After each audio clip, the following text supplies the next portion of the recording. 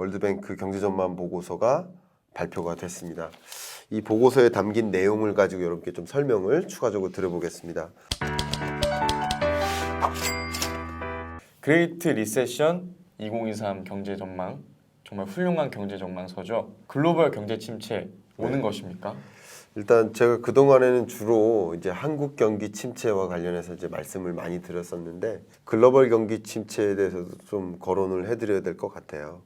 근데 그 경기 침체 여부를 판단할 수 있는 잣대들이 많이 있겠죠. 근데 그 잣대 중에 좀 유명한 것이 이제 PMI 지수라고 하면 좋겠습니다. 이 PMI 지수는 소위 제조업 경기를 보여줘요. 근데 세계 주요국들의 제조업 경기를 좀 확인해 보면 글로벌 경기 침체가 오고 있나, 하강 국면인가, 상승 국면인가 이런 걸 확인할 수 있겠거든요. 네.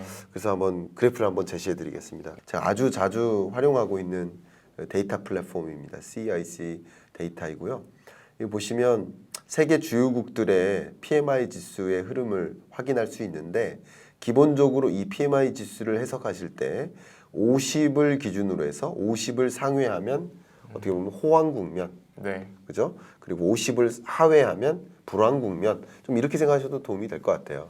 근데 어쨌든 호황 국면, 50을 상회하는 그 지점에서 21년 9월 정도죠. 그때가 거의 고점이죠. 네. 그 이후에는 계속 하강 국면이다. 현재까지 하강 국면인데 50을 상회하는 수준에서 하강 국면이다. 이걸 뭐라고 합니까? 둔화라고 말씀드렸었죠. 네. 그리고 50을 하회하는 구간에서 계속 하강 국면을 유지하고 있다. 이런 것을 침체 국면이라고 할 수 있겠죠. 네. 근데 이 PMI 지표는 어떻게 보면 체감 경기, 선행 지표 이런 성격이 강하기 때문에 22년 끝자락에 이 50 밑으로 진입을 했다. 경기 침체 국면으로 진입했다라는 것은 대략 한 3개월 정도 격차를 두고 경기 침체 국면에 진입한다 이렇게 해석해 볼 수 있기 때문에 이 PMI 지수를 해석하는 방법입니다. 그래서 해석해 본다면 기본적으로 23년에는 말 그대로 글로벌 경기 침체 국면에 진입하는 것이다 이렇게 해석해 보시면 좋겠고요. 네. 미국 같은 나라도 뭐 4개월, 5개월 연속 이게 하락하고 있는 모습이고 중국 같은 경우도 그렇고요. 다 50을 밑돌고 있고요. 이게 경기 침체 국면임을 보여주는 것이고요. 여러분이 이제 경기 침체, 리세션 뭐 이런 단어를 들으실 때 너무 과하게 해석하진 마시고요. 왜냐하면 제가 이런 말씀을 최근 들어서 많이 드렸는데 좀 과하게 오해하시는 분들도 많이 계시더라고요. 제가 경제 위기가 아니라 경기 침체라고 했으니까 경제 위기는 어떻게 보면 좀 홍수가 온다든가 폭풍이 내린다든가 뭐 이런 느낌이라고 좀 생각하시면 도움이 되겠지만 경기 침체는 상대적으로 뭐 장맛비에 비교할 수 있을 것 같아요. 이렇게 경제 위기의 모습이라기보다는 점점점 경제가 안 좋아지고 있는 모습이구나. L자형 침체라고 제가 강조를 해드렸죠. 네. 근데 세계 경제도 한국 경제도 마치 이런 L자형 경기 침체 국면에 진입한다. 이렇게 생각해 주시면 도움이 되겠습니다. 네. 이번에 월드뱅크 경제 전망 보고서가 발표되었던데요. 네. 네, 교수님 어떻게 보십니까? 네, 이제 보고서를 가지고 여러분께 말씀드릴 때는 이렇게 보여드리는 게 좋죠. 이렇게 월드뱅크 경제전망 보고서가 발표가 됐습니다.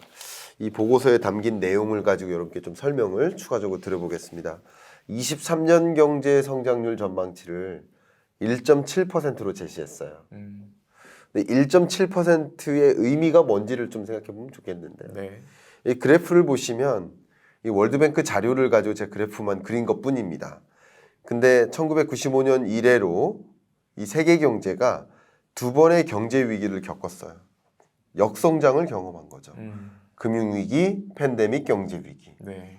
두 번의 역성장을 제외하면 경제 위기급은 아니었다. 이렇게 보시면 좋겠고요. 특히 여러분이 많이 궁금해하시는 게 1998년 IMF 외환위기인데 그때 세계 경제는 2.6% 플러스 성장했으니까 글로벌 경제 위기는 아니었습니다. 우리나라의 경제 위기였죠. 네. 우리나라는 마이너스 5.1% 역성장했으니까 우리나라가 경험한 가장 큰 경제 위기 아니었나. IMF 외환위기가. 네. 근데 우리나라가 아니라 글로벌 경제라는 관점에서는 경제 위기급은 아니었다. 이렇게 해석을 하는 것도 도움이 되겠습니다. 네. 근데 어쨌든 두 번의 경제 위기를 겪었는데 23년 성장률 1.7%는 이 두 번을 제외해 놓고 보면 역시 제일 낮아요. 제가 한국 경제 성장률을 가지고도 말씀드렸던 적이 있죠. 네. 한국 경제 성장률 23년 1.6%는 네 번의 우리 현대사 1960년대 이래로 경제 위기를 네 번 겪었는데 네 번을 제외하면 가장 낮은 성장률이다라는 표현을 했었잖아요. 네. 글로벌 경기 침체도 마찬가지라는 거죠. 1.7% 성장률, 이게 바로 경기 침체의 모습이다. 이렇게 숫자로 말씀드릴 수 있지 않을까 생각이 되고요. 네. 지금부터 좀 보고서를 가지고 또 말씀을 드리도록 하겠습니다. 자, 그러면 보고서 안에 담긴 내용을 가지고 또 추가적으로 말씀드릴게요. 이 4페이지를 보시면 총론적인 이야기가 나와요. 23년 경제를 1.7%로 전망했는데요. 네. 이게 23년 전망치를 얼만큼 하향 조정했냐면 1.3%포인트 하향 조정했어요. 네. 그러면 지난 22년 6월에는 몇 퍼센트로 전망한 거예요? 3%로 전망한 거예요. 세계 경제가 3% 정도 성장할 것이다라고 봤는데 네. 6월 이후에 여러 가지 변화들이 있었죠. 고물가, 고금리. 네. 그것의 역습을 받는 해가 23년이다. 근데 23년 성장률이 1.3%포인트 하향 조정된 거예요. 이 1.3%포인트가 100 중에 1.3이 하향 조정된 게 아니라 네. 3에서 1.3이 조정된 거니까 네. 더 크네요. 굉장히 큰 조정이다. 네. 이렇게 거의 반 정도 조정된 거다. 네. 이렇게 볼 수 있겠죠. 그런 의미라고 좀 생각해 보시면 좋겠고요. 이 중에 선진국들이 있잖아요. 선진국들 같은 경우도 23년에 0.5%로 전망했는데 네. 종전에만 해도 이렇게 0.5와 1.7을 더하면 2.2%잖아요. 네. 2.2%에서 1.7%포인트를 하향 조정한 거예요. 엄청난 조정이죠. 네. 그래서 선진국들이 특히 어렵다. 그 선진국 중에서도 미국과 유로존이 있겠는데 미국 같은 경우도 뭐 굉장히 안 좋게 0.5%로 전망했고요. 많이 조정했죠. 보시는 것처럼 미국 경제 같은 경우도 0.5%로 전망했는데 조정치가 1.9% 마이너스입니다. 네. 굉장한 하향 조정이라는 거죠. 심지어 유로존 같은 경우는 0%로 전망했어요. 네. 기존 전망치보다 역시 1.9% 마이너스 하향 조정했어요. 그래서 유로존 경제 같은 경우는 아예 성장하지 않는다. 그럼 0% 성장의 의미는 자칫 더 잘못 가다가는 마이너스 성장할 수 있다. 네. 그러니까 정말 심각한 위기 상황이라고 표현한 거예요. 선진국들의 경우에는 네. 이렇게 표현했을 만큼 세계 경제가 녹록지 않다. 월드뱅크의 전망도 그렇게 녹록지 않게 전망하고 있다. 네. 이렇게 설명 보여드리도록 하겠습니다. 이렇게 경기 침체가 오게 될 것이라고 보는 중대한 근거는 무엇인가요? 네, 월드뱅크에서는 굉장히 샤프하고 이렇게 샤프하다는 것은 급격하게 하강 국면에 진입한다라고 표현을 했어요. 네. 그리고 그게 long lasting, 장기간에 걸친 네. 장기 하강 국면에 진입한다 이렇게 표현을 했어요. 네. 그만큼 좀 어려운 경제인데 그렇게 어려운 경제가 야기된 것은 고물가, 고금리다. 22년에 너무나 높은 고물가가 찾아왔고 네. 그 고물가에 대응하기 위해서 고금리를 도입했는데 이 고물가, 고금리 역습을 받는 해, 그게 23년이다. 이렇게 해석하고 있어요. 이 보시면 인플레이션에 대한 그 기대값을 보시면 세계 경제나 또 선진국이나 신흥개도국 할 것 없이 앞으로 정말 말 그대로 짧은 기간 안에는 고물가가 해소되지 않는다라고 전망한 만큼 고물가 기조가 22년, 23년 이어서 굉장히 추가적으로 야기되는 것으로 보고 있고요. 그리고 장기간에 걸쳐서도 이 고물가 기조가 당장 잡히지 않는다 이런 뜻이에요. 네. 그래서 이 고물가에 대응하기 위해서 뭐를 채택했을까요? 고금리를 채택했겠죠. 이 고금리 역시 이게 점선이 말이죠. 지난 22년 1월 달 전망이에요.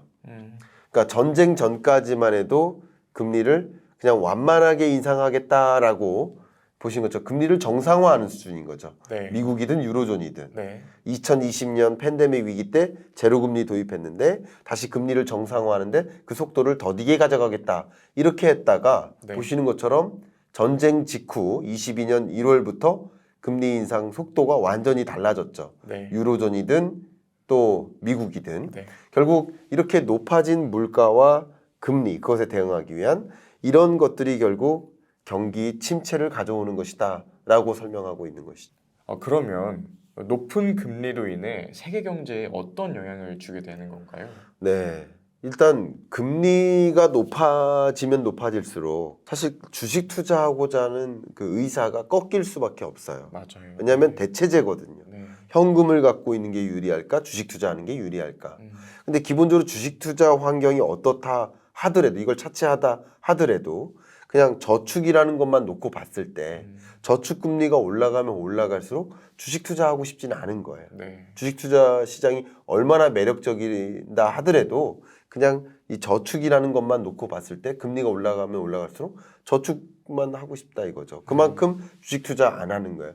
이런 것처럼 기업들도 마찬가지라는 거죠. 금리가 올라가면 올라갈수록 기업들의 대출 금리가 계속 상승하면 상승할수록 대출 받아서 굳이 이 사업을 해야 되나 하는 생각을 갖게 만드는 거예요. 그런 것처럼 결국 높아진 금리가 기업의 투자를 위축시킨다라고 볼 수 있겠고요. 여기 보시는 것처럼 PMI 지수가 급격히 하강하죠. 이런 것들이 결과적으로 기업들이 신규 투자하지 않겠다. 그리고 실제 소비도 많이 되지 않겠다 하니까 제조업 경기가 불황으로 연결되는 모습이에요.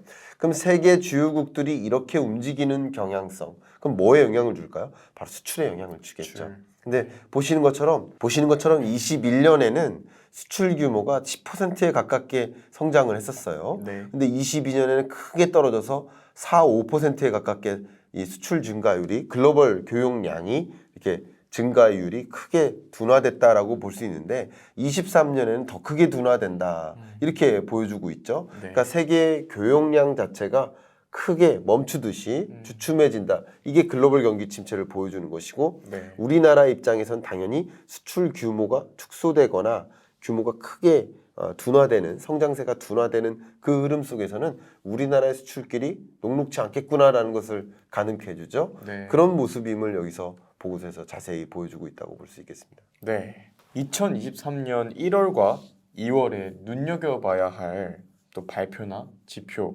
어떤 것이 있을까요? 물론 그 보고서가 나오면 다시 한번 여러분들께 상세히 설명드릴 기회를 갖겠지만 설 연휴가 끝나면 IMF 경제전망 보고서가 발표가 됩니다. 네. 그 보고서에 담긴 그 의미, 해석, 그러니까 이런 것들이 여러분 경기 침체라는 것을 이미 주식시장에서 선반영했다고 생각하실 텐데 계속 추가적으로 새로운 경기 침체를 경고하는 그 수정 전망치가 발표가 된다는 거예요. 그죠? 네. 계속 그동안에는 반영되지 않았던 추가적인 기업들의 실적 발표가 나오는 거예요. 생각했던 것보다 더 실적이 안 좋네. 이런 발표들이 추가적으로 나타나는 게 경기 침체 국면이라고 볼 수 있는 네. 거예요. 이런 사인들을 좀 보시면서 주식 투자를 한다 하더라도 정말 계속 강조하듯이 실적이 뒷받침되는 산업이 무엇일까? 이것에 대한 자문자답을 좀 하시면서 투자 스탠스를 가져갈 필요가 있지 않을까 생각합니다. 네.